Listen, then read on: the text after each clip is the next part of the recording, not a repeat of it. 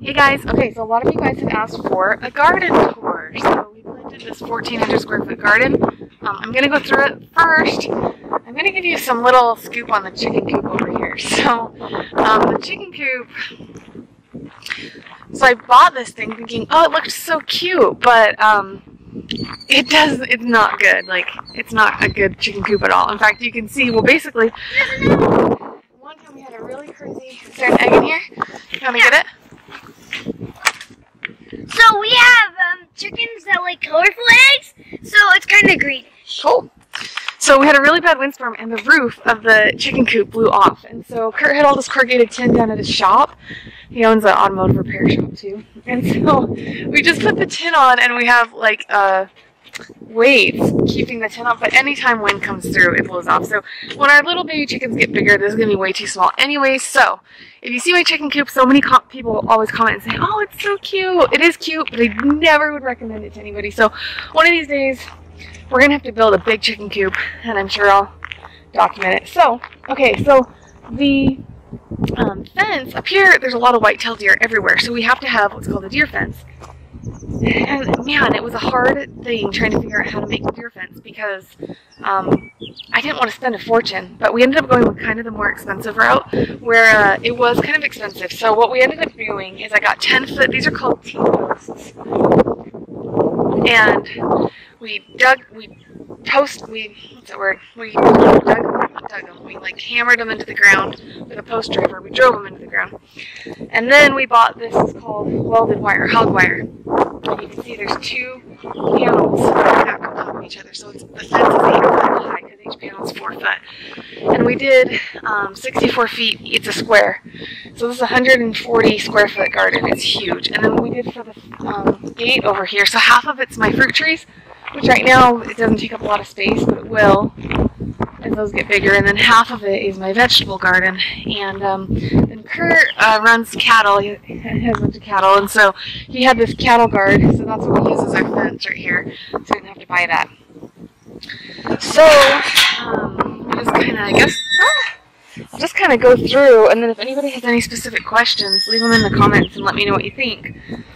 It's actually basically, so I spent quite a bit of time before we planted the garden. I used smartgardener.com, I think, and I mapped out everything in the garden. Now, I didn't do everything right, so don't totally take all my advice on everything. But initially, so I basically, okay, so first we were going to till this by hand, and then we started doing it and we realized that it's probably going to be a lot harder than we think. So Kurt actually talked his uncle into bringing his tractor, which is that blue tractor back there, over, and he tilled the ground for us. So that made things a lot easier. And then Kurt went and bought me a little rototiller, which is back there, and that's what I use now to weed my walking paths to make it a little bit easier. But I use Smart Gardener to plot out the square footage of the garden. So here we have carrots.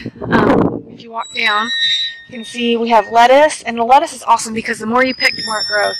So we have lettuce, Swiss chard, spinach, kale. I have basil, rosemary, garlic chives, peppermint. Hold on, babe. We've got onions right here. Actually, there's this little tomato plant in the oh yeah, we randomly had a tomato plant start growing in our lettuce. We have no idea how. Maybe it was. So I've got a whole bunch of Roma tomatoes. I planted my garden because I'm going to go each row at a time. Oh. So I planted, let's see, right before Mother's Day. So that would have been the first week of May, and now it's June. So my tomato plants are doing really good. I have a whole bunch of tomatoes on right now. And I'll probably do a whole video just talking about tomatoes. One of the things I like to do is single stem. And so you can see, like right here, what the tomato gets, which this is called a sucker. It's like basically the armpit of the plant right here. I just pinch it off so the energy of the plant goes to one single stem instead of all these different stems. And I'll do another video later talking about the fertilizers I use and how I get my tomato plants to grow really big. So I got a bunch of, I have all different varieties. I have Roma tomatoes. One of the cool things about growing your own tomatoes is that you can pick a lot of fun varieties. So we have purple Cherokee tomatoes. We have a ton of cherry tomatoes, yellow pear tomatoes, champion, better boy, beefsteak, all those. Now the back end of my garden is all berries. So we have blueberries, marionberries, gooseberries, blackberries, raspberries, blueberries, strawberries, boysenberries, honeyberries. So yeah, so we've got a ton of berry plants. I've never really grown berries before, so this is kind of an experiment for me. You can see we have a lot of weeds, and I do the best I can to keep them out of here, but this was a grass field before, so there's just a ton, and you know, Kurt farms all of this, so there's just a lot of grass to keep out of the garden, and goat heads, unfortunately. And then I use my I call it a hula hoe. Some people call it a scuttle hoe. There's all different names, but that's the easiest thing possible to weed. Okay, so I'm just getting by these. I have tons of different kinds of peppers. So I have like a habanero pepper, sweet bell peppers. The cool thing about bell peppers that most people don't know is that the longer they stay on the vine, the sweeter they get. So that's why green peppers are usually cheaper than red and yellow and orange, is because all peppers start green, and then the longer they stay on the vine, they turn yellow and then orange and then red. This here is something called kohlrabi, and it's a vegetable that you usually don't find in the store. In fact, we can probably harvest one of these if you guys want. Should we pull one of these, guys? Yeah! Okay, go ahead and I'll let you pull this one out. Wait, if you want. For real? Yeah, it's called kohlrabi. Yeah, you can just pull the whole thing out. Whoa, oh, a kohlrabi! I've never tried one of these, and I think it's really good. I'm gonna eat it. So what we'll do is we'll go inside and we'll cut it up. It's kind of a combination, like it's kind of sweet. Like it has the texture and consistency of maybe an apple, but it's not as sweet as an apple. No, let's just pull one right now. We'll pull the other one maybe tomorrow, okay?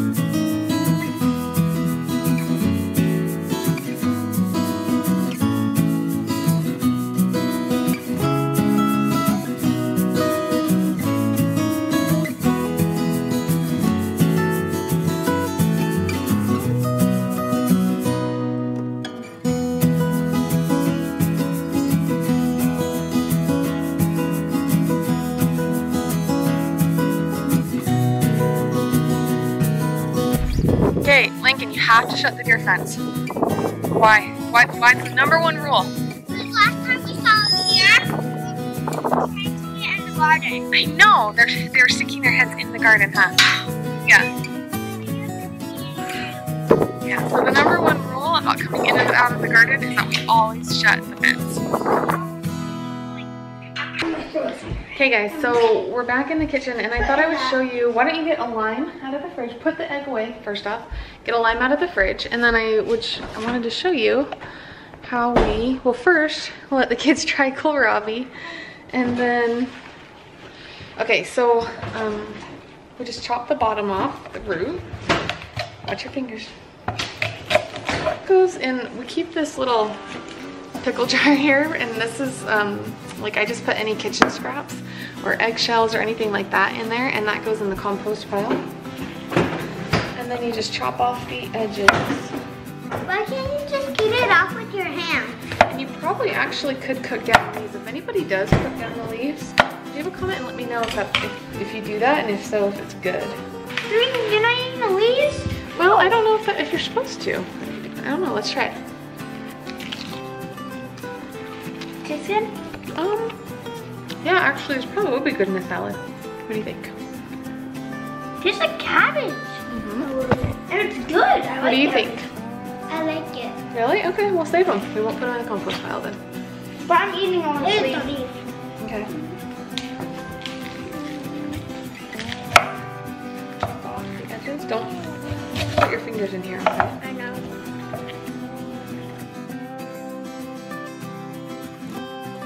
It kind of like feels like an apple, but it kind of tastes like, not like a cucumber.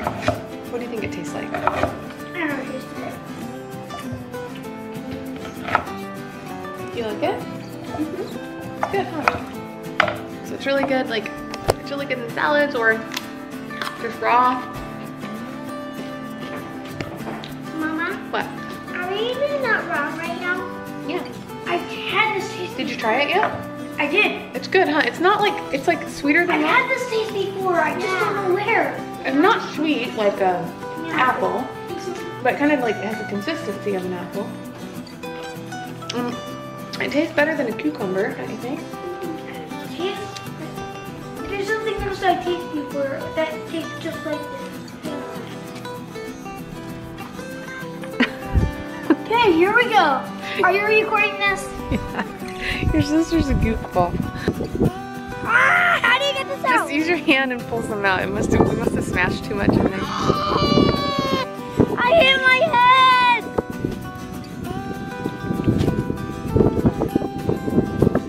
I'll do a whole nother video later on how we do our compost stuff. We had some onions that went rotten, so they go in there too. Yeah. So I guess like if you have vegetables that you don't eat fast enough, it's the only thing that makes me feel a little bit better, is at least I know they're gonna go into my compost pile, which will eventually go into my garden next year. Okay.